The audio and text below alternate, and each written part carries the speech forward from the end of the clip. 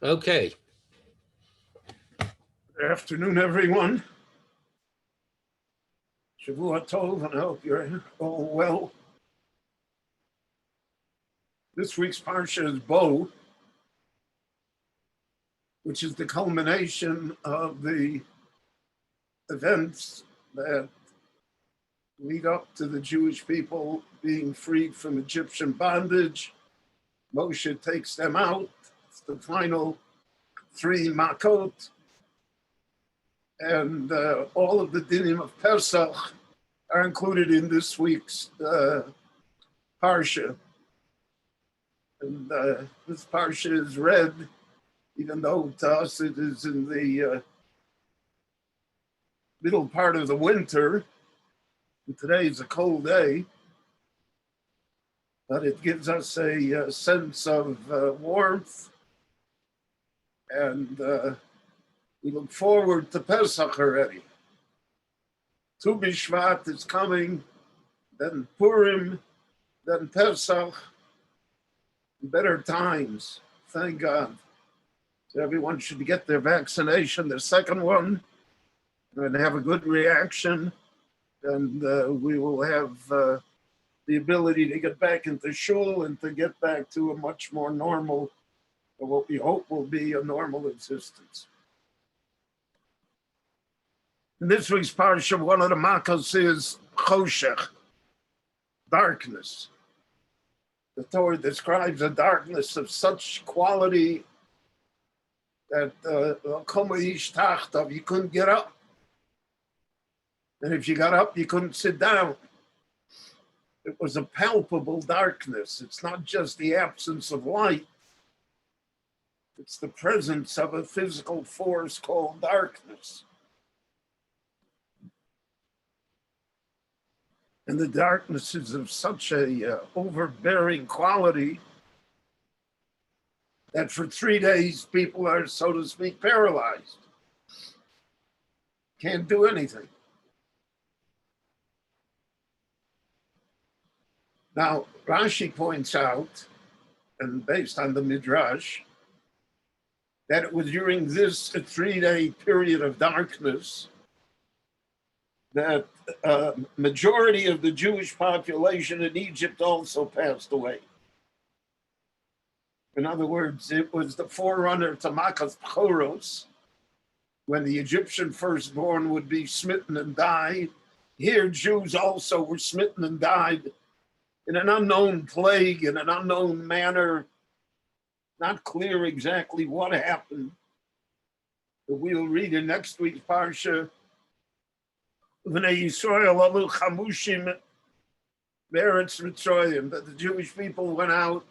So chamushim, it means they were armed, they had weapons, but the Medrash darshans chamushim, echad mechamishim, echad mechomesh, only a percentage of the Jewish people were able to leave Egypt.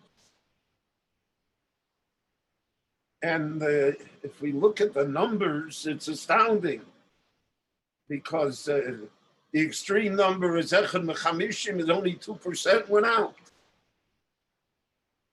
And even if we say Echad Mechomesh, so 20% went out. It means the vast majority of Jewish people died in Egypt. They didn't go out. Why didn't they go out? Because they didn't believe in Moshe. They had given up on their traditions completely. They remained Egyptians. That's basically what it was. They remained the Egyptian lower class, former slaves. Because there are midrashim that when the Paro was destroyed at Yam Suf, so then that institution of slavery was abolished. And what happened to all the former slaves? So there were those that went out with Moshe, and then it says, V'gam erev rav oloi mohem. There were other nations that also went out with the Jews that were held in servitude. But the vast majority of Jews remained in Egypt. and they became the lower class of the Egyptian society. And they were Egyptians, and they disappeared from the Jewish story.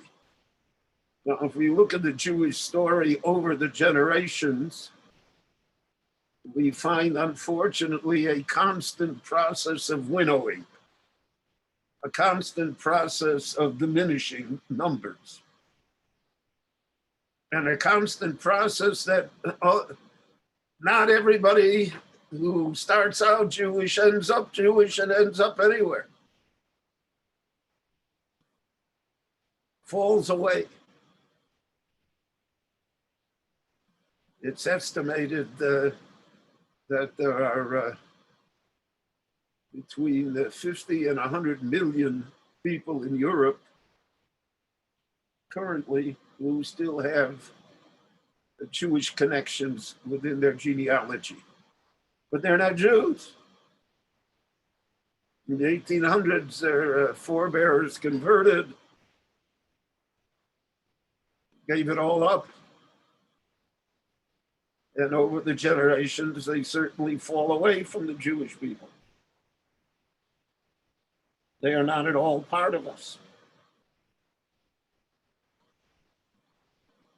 And this terrible toll of attrition is meant as a symbol for all later generations as well.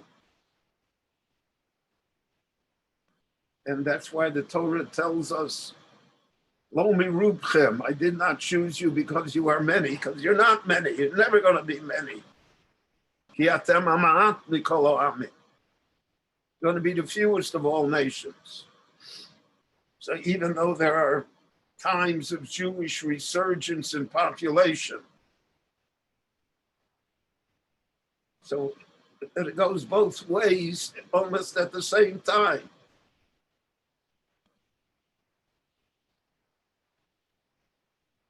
Traditional Jews have a high birth rate. Those that go away. So for various reasons, they find it very difficult to reproduce themselves. It's estimated that in American Jewry today,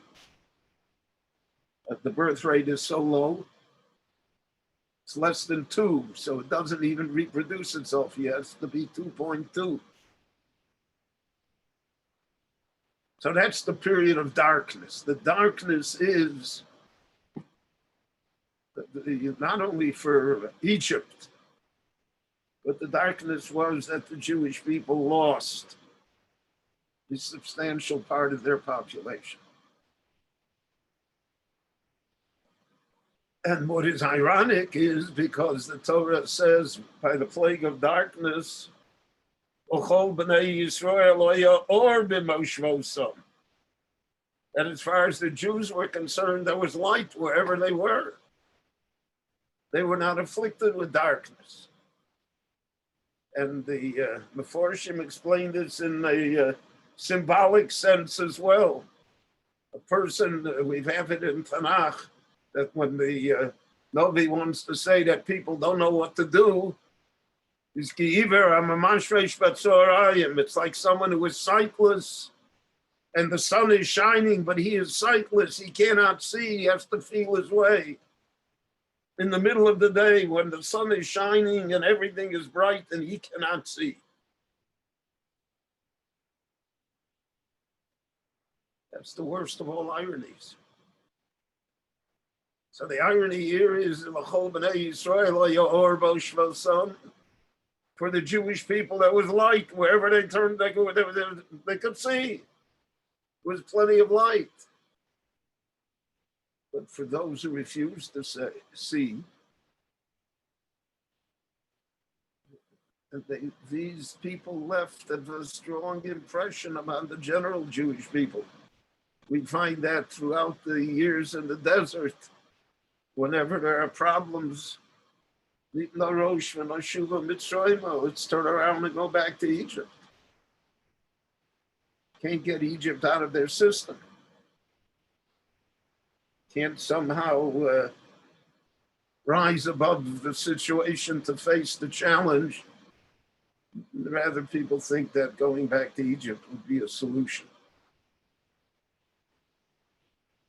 And it's been that way throughout the exile, throughout the long diaspora of the Jewish people. There's a section of the Jewish people that is, so to speak, in the light. Now, if you're in the light, you can see your own shadow.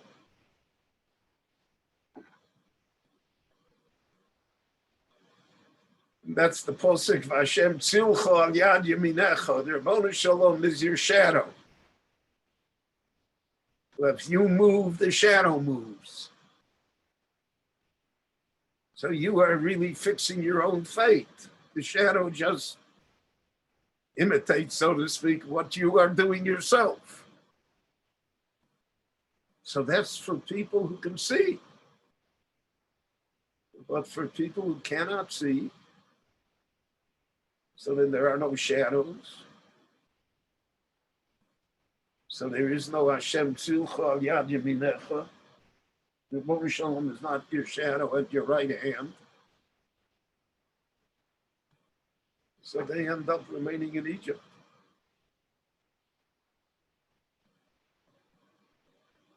That's the expression that we have in English, to see the light.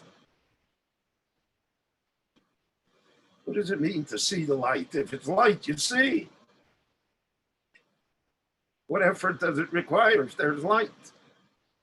And the understanding here is, again, this understanding that in order to see the light, you have to want to see the light.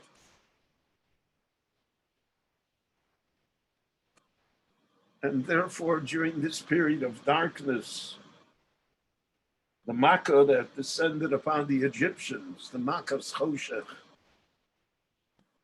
the Makkah that paralyzed everyone. Rashi points out that part of the purpose of the Makkah was so the Jewish people could bury their dead.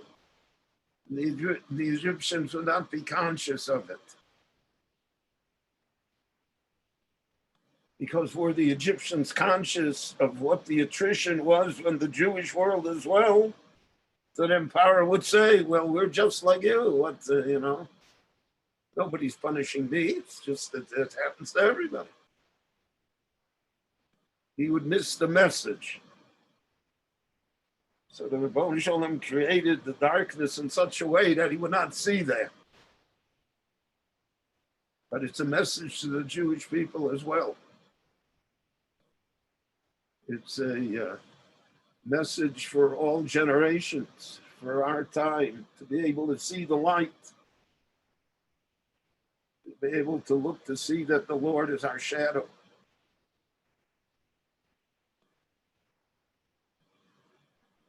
We have to try and be from those that survive. Cannot worry what's going to happen to everybody.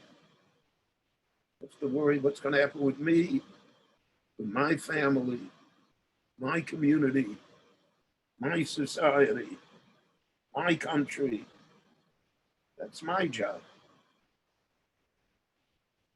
And that is all implicit in this understanding of this ninth of the 10 plagues, the Makkah of Choshech. So I want to thank you all for listening. I hope you stay warm and well. And Emir Tzishem will be together tomorrow again at this time. Kol Tuv Sela Shavua Tov again.